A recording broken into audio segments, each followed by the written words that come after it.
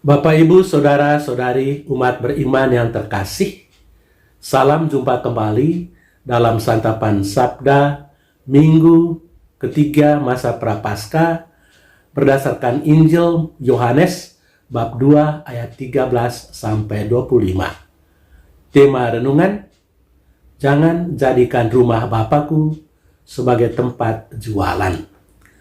Bapak, Ibu, Saudara-saudari terkasih, pernah diceritakan bahwa pada suatu hari, seorang pastor berbincang-bincang dengan sebuah keluarga yang dikenalnya dengan cukup baik. Pastor itu teringat bahwa pada minggu sebelumnya, keluarga itu tidak mengikuti perayaan Ekaristi di gereja. Karena itu dia bertanya, mengapa minggu lalu kamu tidak datang misa? Sang ayah yang sudah lama menjadi sahabat karib dari pastor itu menjawab, "Pastor, minta maaf, minggu lalu kami mengikuti perayaan Ekaristi di mall, di pusat perbelanjaan."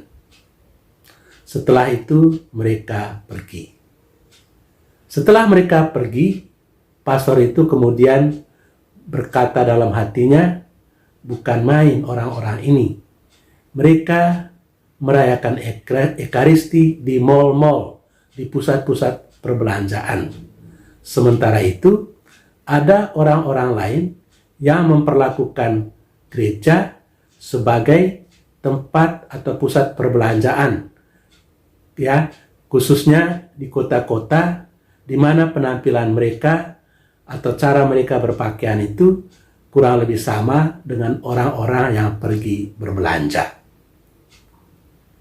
Saudara-saudari terkasih, kalau dalam cerita tadi orang beribadat di tempat orang belanja atau di pusat perbelanjaan, maka di dalam Injil hari ini orang berdagang di tempat ibadah, yakni di Knisah Allah. Sebagaimana kita dengar dalam Injil tadi, Yesus sangat marah karena orang jual beli di rumah ibadat. Kamu jangan jadikan rumah Bapakku sebagai tempat berjualan, sabda Yesus dalam Injil. Rumah ibadat yang sedianya menjadi tempat suci disalahgunakan oleh orang-orang yang berdiam di Yerusalem menjadi pasar guna memenuhi keperluan Paskah. Di dalam rumah ibadat itu, para pedagang menjual binatang korban, dan para penukar uang sibuk melayani para peziarah yang datang dari jauh dan menukarkan uang mereka dengan mata uang yang diakui oleh pejabat bait suci. Kemarahan Yesus menjadi lebih besar karena di dalam rumah ibadat itu, para pedagang dan penukar uang melakukan pemerasan terhadap para peziarah yang telah datang dari jauh. Kebanyakan peziarah yang datang ke Yerusalem membawa uang asing dan mereka harus menukarkan uang itu dengan mata uang Palestina. Pemerasan terjadi ketika mata uang asing itu ditukar dengan nilai yang sangat rendah daripada nilai sebenarnya dan disertai dengan pungutan-pungutan liar. Pemerasan lainnya juga terjadi ketika mereka menjual hewan-hewan persembahan dengan harga yang sangat mahal. Para peziarah itu umumnya datang dengan niat tertentu, dan karena itu mereka mengumpulkan uang untuk bisa berziarah ke Yerusalem dan bisa membeli hewan korban. Hewan yang dikorbankan itu juga harus tanpa cacat. Biasanya petugas bait Allah mengeluarkan sertifikat tidak cacat supaya hewan itu bisa dipersembahkan. Dan biaya sertifikat itu sangat mahal. Dalam hal ini, para peziarah diperas dua kali. Pertama, mereka harus membeli hewan korban dengan sangat mahal, kadang-kadang 19 kali dari harga sebenarnya.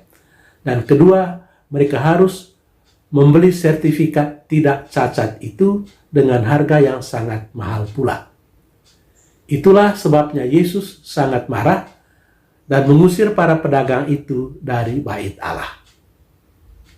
Saudara-saudari terkasih, Yesus mengusir para pedagang yang menjual hewan kurban di pelataran Kenisah dan menjungkir balikan meja para penukar uang.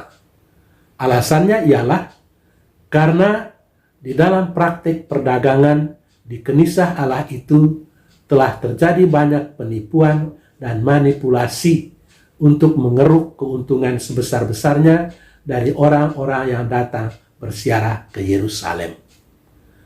Dengan tindakan yang keras itu, Yesus mau membersihkan Kenisah Allah itu sebagai ruang doa.